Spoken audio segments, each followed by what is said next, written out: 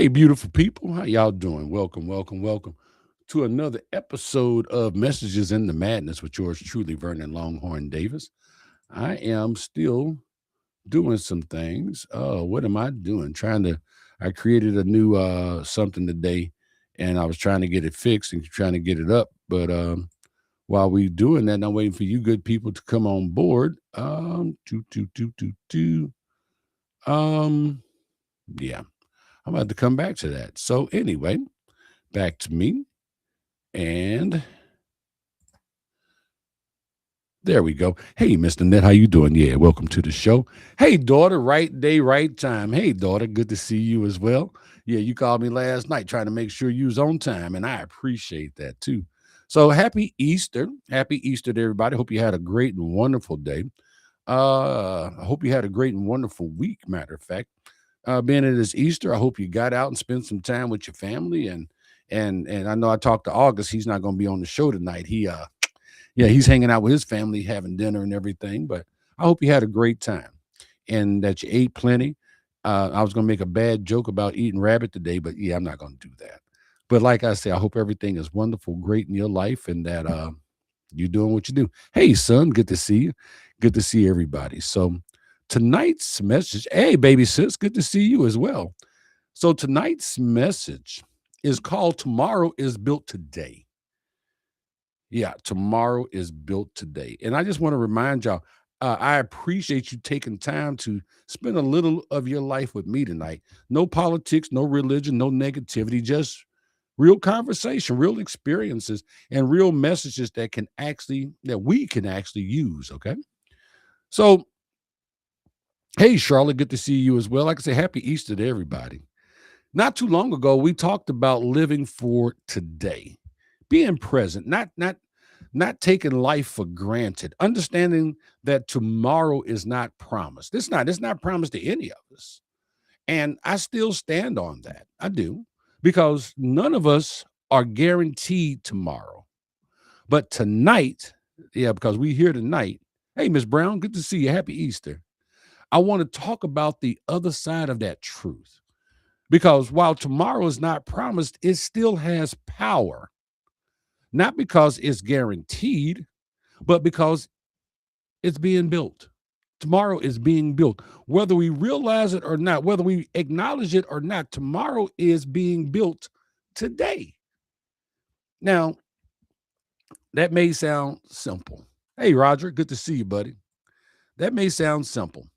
Okay. But simple doesn't mean small. It really doesn't. But because if you really sit with that idea, it will start to challenge how you move through your day.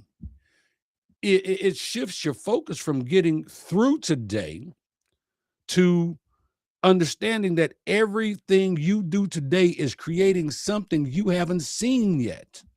Every decision you make today, every conversation you have today, every time you choose to move forward or choose to stand still, you are shaping something. You are building something. You are laying the foundation for tomorrow that hasn't shown up yet. And I know people go, oh man, tomorrow never gets here. Yeah, it does. It may not always get here for everybody, but tomorrow shows up. It does. Hey, Miss Coley, good to see you. Happy Easter to you. And here's where it gets real. A lot of people are frustrated with their tomorrow, but they're disconnected from their today. Yeah, I'm going to say that again. A lot of people are frustrated with tomorrow, but they're disconnected from their today, their right now. They're not living in the moment. Hey, Annette, good to see you. Happy Easter. They want something different later, but they're doing the same thing right now. And I'm not saying that to call anybody out. I'm saying it because I've lived it. I remember early in my comedy career, and when I say early, I mean real early, I had just made one of the biggest decisions of my life. I quit my job to pursue comedy full time. And some of y'all read about this in my book. Now, that sounds bold when you say it, sounds inspiring when you tell the story later. And I've told the people, oh man, that's pretty awesome. You quit your job to go be a comedian. I'm like, you must be pretty good. I'm like, yeah, I've seen the early tapes. Yeah, I should have. Yeah, anyway. But in the moment, it was uncomfortable. I didn't have a steady income, no safety net, no guarantees, just a vision and a whole lot of uncertainty. And then, um,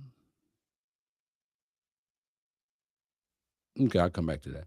But and then I got selected for this big prestigious comedy competition in Oakland, California. It was called the Bay Area Black Comedy Competition. This is the biggest thing in urban comedy, but this is before I figured out that I wasn't an urban comic. But it was a big deal to me. This was the opportunity. This is the kind of opportunity that could change things. It mean whoever won this competition, you got sent overseas to go perform for the troops, and you traveled all over the country. It was a big deal, the kind that you don't say no to. But here's the reality: the day before I was supposed to be there, I woke up with $8 in my pocket. Eight. My cell phone was off. I didn't have a plane ticket, no hotel room, just $8. And an opportunity that I couldn't afford to get to. Hey, cousin Barbara, happy Resurrection Day to you as well. Yeah, I couldn't afford to reach this opportunity. I want you to see this more. I'm going to explain this morning to you. I want you to see it with me, okay? I didn't wake up to an alarm. I woke up to the weight of the math. You ever laid in bed staring at the ceiling fan, counting the time, counting the rotations because you're afraid to look at your bank account because you know it ain't no money in it? I got woke up. I got up, walked to the kitchen. I looked at those $8 sitting on the counter. It was a $2 bill and 4 quarters. That's it. No plan B. Yeah, there was no plan B hiding in the corner. My credit cards was maxed out. I remember the sound of the refrigerator humming in my apartment that felt too quiet because I just walked away from a steady check. I picked up that five and that $2 bill, and I felt the texture of that paper.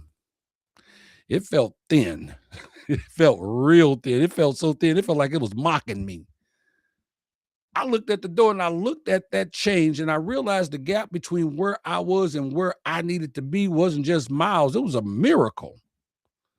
And I remember sitting there, running it through my mind, trying to figure it out, trying to make it make sense, trying to stretch $8 into something it was never going to be.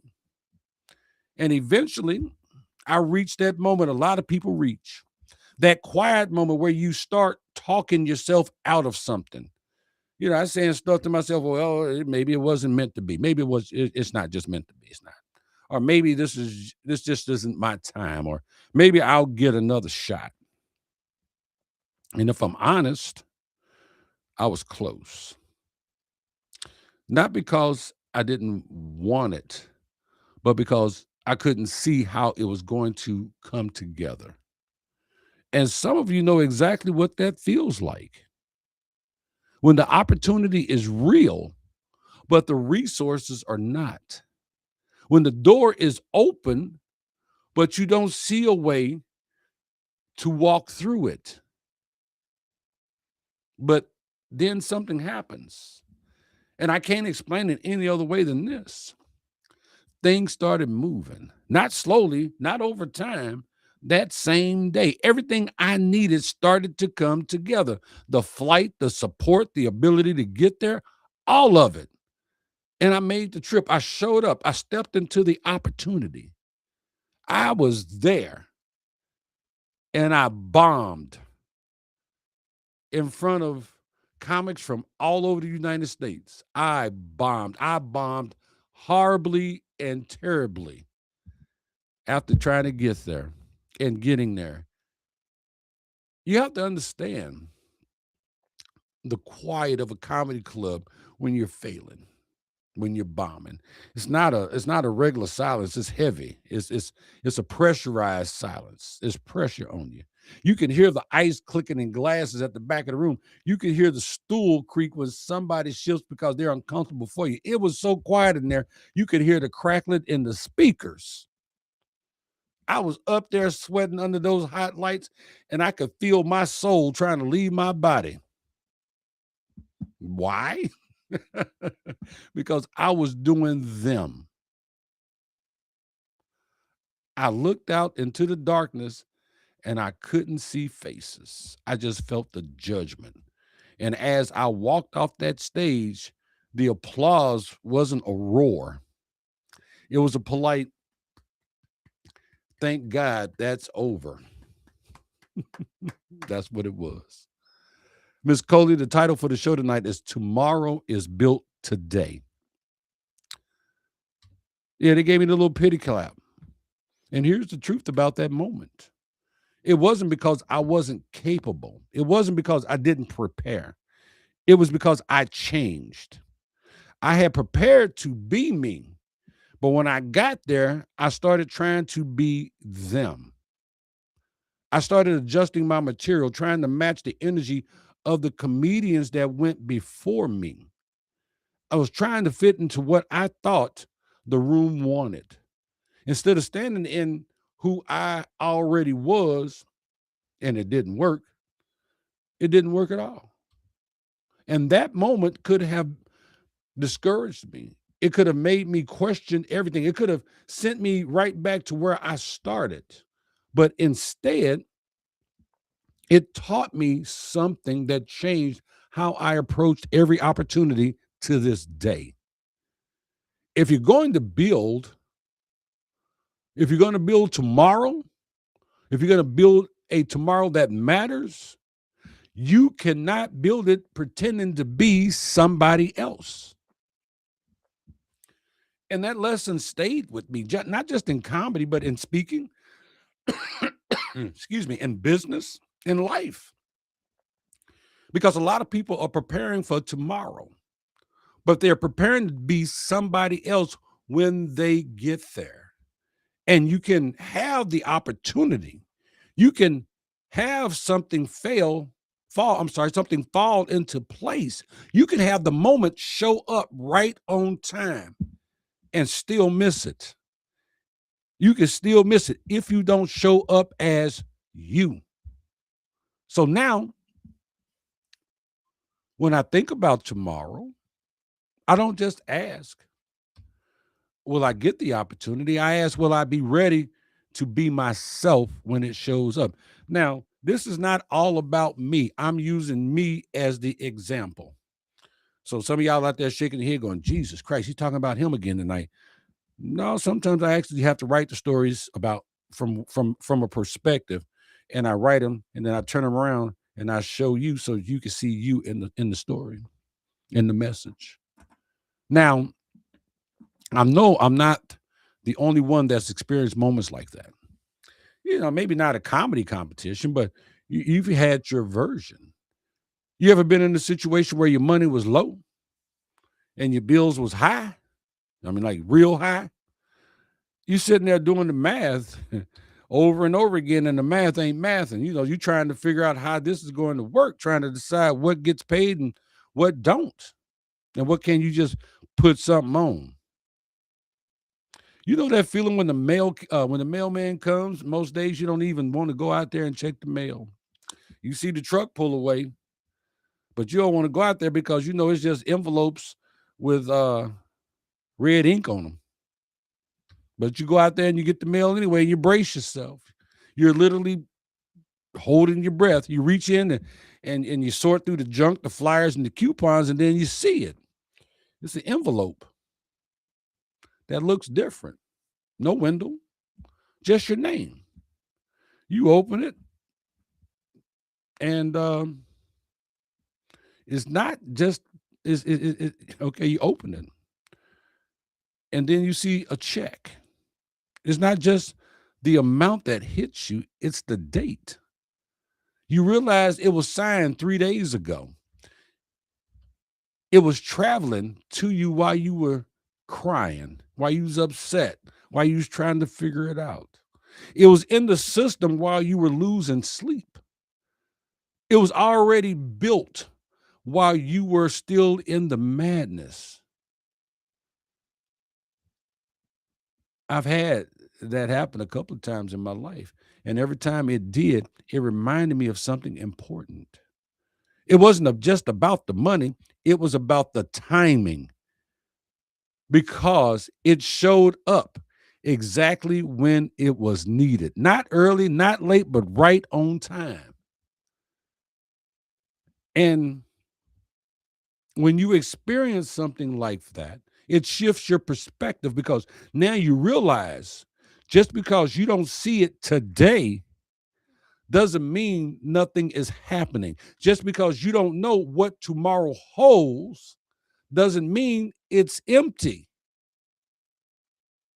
Sometimes tomorrow is already being worked on. And while you're still trying to figure out today, it's already being worked on. Tomorrow is already being worked on. It's out of your hands. It's already being worked on. Happy Easter, Miss Marion. Happy Easter, Roger. Happy Easter, Miss Annette. You ever go to bed with the weight of the world sitting on your shoulders? I mean, heavy, mentally heavy, emotionally heavy, carrying something that nobody else can see. And but you feel every bit of it. You go to bed thinking about it. You wake up thinking about it, and it feels like it's not going anywhere. There's a specific kind of darkness that exists at 3 o'clock in the morning when you're worried. The house is quiet. I gave up tomorrow. There you go, Miss Annette. You know, the house is quiet, it's silent, but your mind is screaming. You're lying there, and every problem you have grown, every problem you have now has teeth. It looks like it's trying to bite shit out of you. The bills look bigger. The diagnosis looks scarier. The mistakes you made 10 years ago feel like it happened 10 minutes ago. You feel like you're drowning in a room full of air. But then the sun starts to peek through the blinds, just a little sliver of light, and something in the atmosphere changes. It shifts. You wake up the next day and your mind feels different, not because everything changed, but because something in you did. You're still dealing with the same situation, but now you're looking at it differently. You've got a little more clarity, a little more peace, a little more strength. The weight didn't disappear, but your legs got stronger. And that shift, that internal reset changes everything about how you move forward. Or maybe it's something deeper. Maybe it's health. You go to the doctor, you get news and that sits heavy on you, the kind of news that follows you home, the kind that doesn't just stay in your body, it gets in your mind, and you go to bed with it, thinking about it, feeling it, carrying it. And then the next day, you get a call. And the voice on the other end says, we have a plan and we have a way to treat this. We can move forward. You're going to be all right. And just like that, the weight shifts. Not because the situation disappeared, but because now there's direction. Now there's hope. Now there's a path forward, and everything feels different. And that's what I want you to understand tonight. Tomorrow doesn't always show up with everything fixed. Sometimes it shows up with something just as powerful, a new way to see it, a new way to face it, a new way to move through it. And because sometimes the greatest thing tomorrow gives you is not a solution, it's strength. Strength to handle what you couldn't handle yesterday. Clarity to see what you couldn't see before. Peace, where there used to be pressure. And that shift, that internal change, is still tomorrow being built.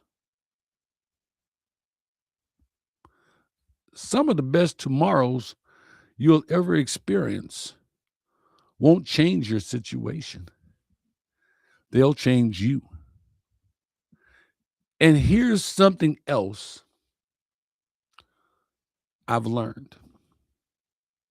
Sometimes those moments don't just show up for you, they show up through you. Because once you've experienced that kind of timing, once you've been on the receiving end or something showing up right when you need it, you become more aware, you become more vigilant. Now you recognize when someone else is in that place. Now you recognize when someone else is trying to figure it out. Now you recognize when someone else is in the $8 moment. I got a phone call the other day from a young man I call nephew.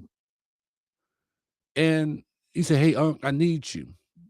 And the first thing he said is, it's not about money, but I need you. But I could tell in his voice that he was really in a bad spot. I'm not going to go into details, but I recognized and I helped him. And now you have a choice. You can remember what it felt like, or because I can remember what it felt like, or you can become what you needed in that moment. That's another way tomorrow gets built. Not just through what you receive, but through what you give. What you put out is what you get back. You put out love, you're going to get love. You put out hate, you're going to get hate. You treat people bad, it's going to come back to you. You can call it karma, you can call it God, you can call it you call it whatever you want to. But if you put in bad coffee, you're going to get bad coffee in your cup. It's just how that works. It's not math. It's not rocket science. Now let me bring this all the way home for y'all because I don't want this message to feel like we're just waiting on something to happen.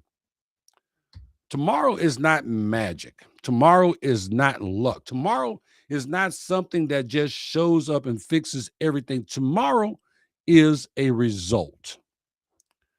It's the result of what you decided today, what you avoided today, what you committed to today, what you walked away from today. And that's where your power is. Not in yesterday. Yesterday done. It's gone. That bell has been rung. You can't drink that glass of water no more. It's already been, that glass has been drank. You can learn from it, but you can't change it. Not even in tomorrow. You can't change it because tomorrow hasn't arrived yet.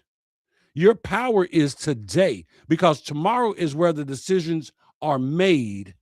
Today is where the decisions are made. Today is where the effort is given. Today is where the discipline is tested. And every time you show up today, you are giving tomorrow something to build on. I don't think y'all hear me. Now, let me talk to a few people directly. Whether you're hearing this live or you want to watch it recorded or whatever, but let me talk to you directly. If you're the one that feels stuck right now, like nothing is moving, like nothing is changing, like you're doing everything you can and it's still not coming together, don't disconnect from today. Don't just get in your bed and cover your head. Don't just sit in a dark room. That's you disconnecting. Don't turn off your phone. Because, see, just because you don't see movement right now doesn't mean nothing is moving. If you're the one that's been waiting for the right moment, waiting for the right opportunity, waiting for everything to line up perfectly, be careful. Be very careful, because sometimes waiting too long is the same as not moving at all. Did you hear me? And if you're the one that's tired, mentally tired, emotionally drained and tired, trying to hold it together while everything feels like it's pulling you apart, let me say this to you clearly. Sometimes the win is making it to tomorrow. Sometimes the win is making it to tomorrow. Brother Smoogie, Mr. Alexander, good to see you, man. You're right. Don't wait too long. Not every day is about progress.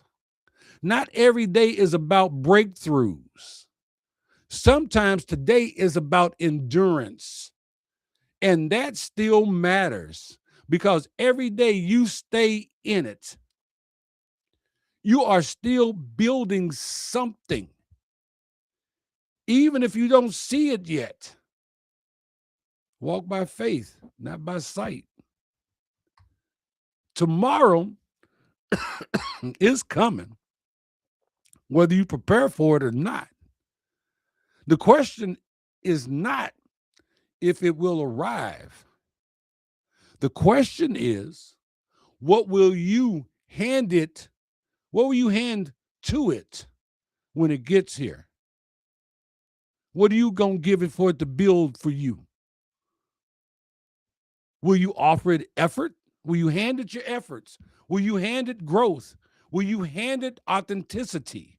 Or will you hand it another day of waiting? And another day of doubt. You're going to hand it another day of doubt, another day of holding back, another day of woulda, coulda, shoulda. I wish I would have. Are you going to hand it a day of the same mindset that you had the day before? Faith is hard, just like air. It is. It's practiced like wisdom. It don't just come. It's something that you build and you build on. But is that what you're going to give tomorrow? You're going to give tomorrow? Well, hell, I tried. Are you going to give it something to work with? Because, see, at the end of the day, tomorrow doesn't build itself. This food don't cook itself. This cup or whatever is in it, don't worry about it, ain't going to drink itself. Tomorrow doesn't build itself. Tomorrow is built today. Yeah. Thank y'all for spending y'all Easter with me tonight. Really appreciate you. And remember, there are always positive messages in everything, even the madness. And that's my message for tonight, y'all. So unless y'all got something else for me in the comments, and I'm going to give, because there's about a 7-second delay, so I'm going to give it 7 seconds to see if y'all say something else in the comments. That's all I got.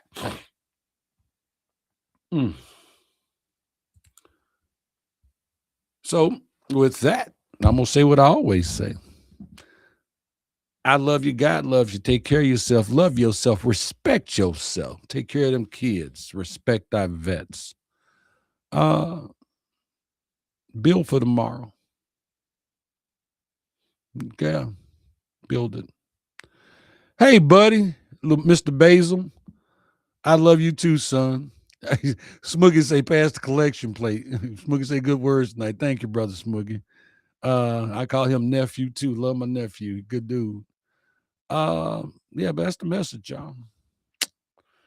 And happy Easter. We look forward to having you, Smoogie. We really do. But that's the message. And as always, man, thank y'all. Thank y'all for following. Thank y'all for keeping up. Thank y'all for being a part of the show. I do have a new piece of media I want to put up as I close the show, but I have to delete something. I will delete that one. And then I will upload the new video. It's the new closer, y'all. We got a new outro for Messages in the Madness. So y'all gonna get to see it in a minute. Come on, finish uploading. Come on. It's not that big of a file. I meant to do it earlier, but I was practicing my message and didn't get a chance to get it done. So just waiting for it to load up. Y'all still hanging in there with me?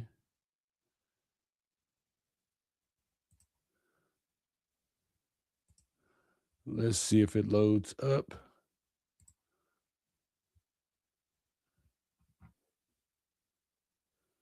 And it didn't. Okay,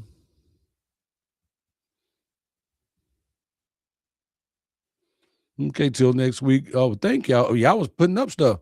Past the collection plate. I'll be over there. Thank you, Miss Brown. Till next week. That's right, Roger. Love you all. Be safe. You too, Annette. Another awesome message to live and learn from. Thank you, baby sis. Love it. Beautiful. All right. Thank y'all. The Galaxy back. Happy Resurrection Day. That's right. And here is, let's see if we got it now. Nope, not images. Video. I worked hard on this too. And there we go. Good night, y'all.